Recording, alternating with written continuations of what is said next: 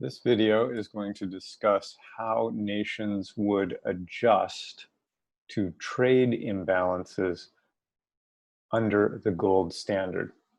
So here's our starting situation.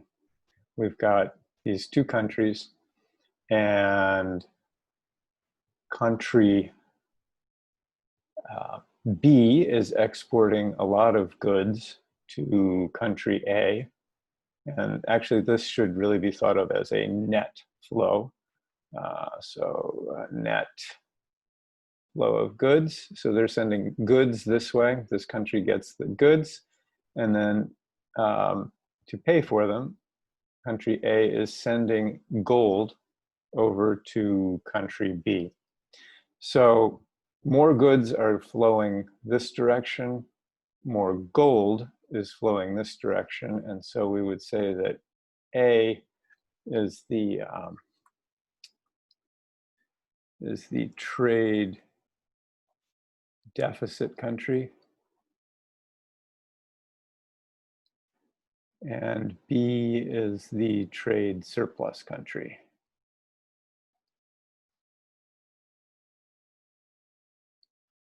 So when you talk about deficits and surpluses, you're really talking about money. So deficit means money is running out. Surplus means money is accumulating.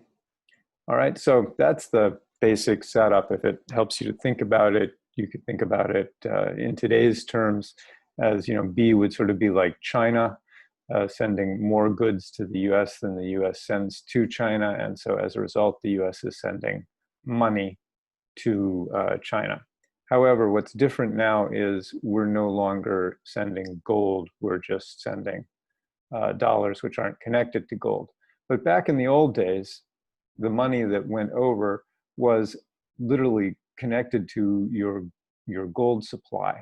And so what would end up happening, and this is how the system was designed to adjust itself, is country A finds that it has less and less money. It's got lots of goods, so they're having a good time in country A, but they have fewer and fewer goods. Fewer and fewer gold coins, or the receipts for those, the money in the country. And so what happens as you run the deficit is that the deficit leads to decreased money. So there's less money in the country, and that means less money in the banks. There's just less money around. So there's less money in the banks, and since the bank's business is lending money, they don't need to lend as much because they don't have as much, and they actually want to attract more money in. So the result here is that interest rates rise.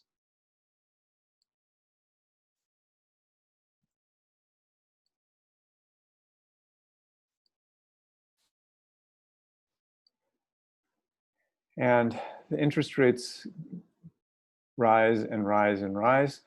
The banks are trying to bring the gold in.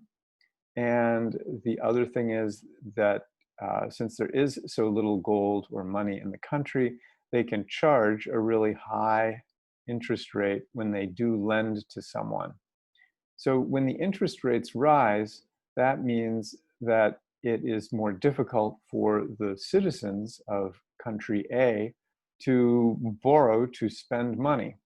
So it's going to be more expensive to buy a car, it's going to be more expensive to buy a house in terms of the interest rate that you're going to need to pay.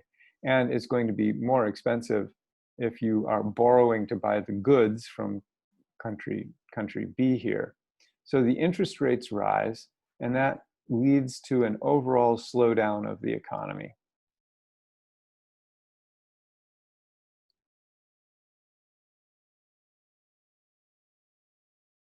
As the economy slows down, you buy fewer goods from country B, and the result is that this trade flow will tend to become more balanced. So you'll import fewer goods. And then let's look at it over here from the standpoint of country B. So they've got a surplus, and it will be very much the mirror image. So the surplus means that they've got more money in the country. And the banks find that there's plenty of money that people are putting in the banks.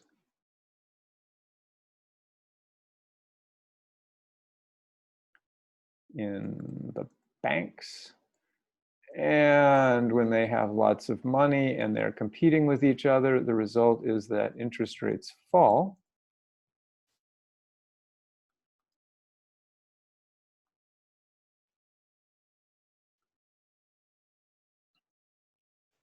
Right? Because you want to push the money out the door and lend to people because you've got too much money sitting in the vault of your bank.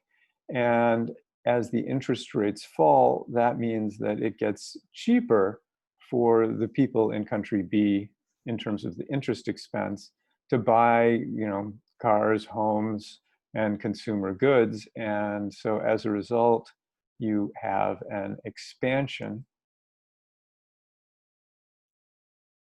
of the economy.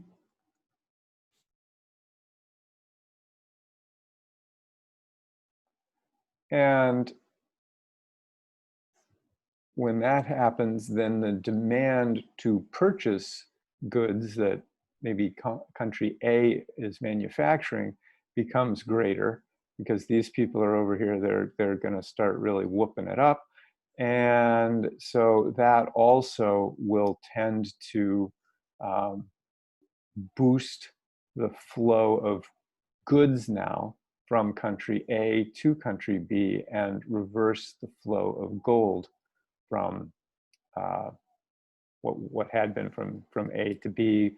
Now the gold will presumably go back from B to A.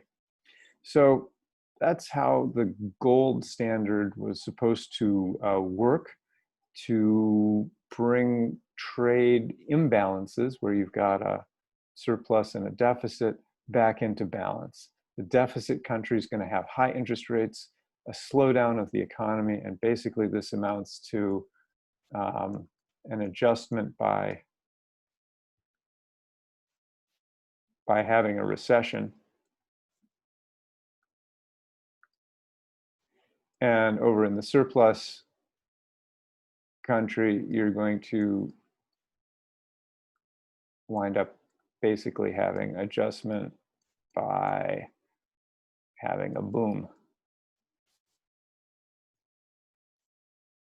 Having a boom. All right, so that in theory is how under the gold standard things should work out, and over time with this flow of gold and changes in interest rates, the two countries should wind up ultimately with a sort of balanced flow of goods going back and forth here, and very little net movement of gold between the two countries down here.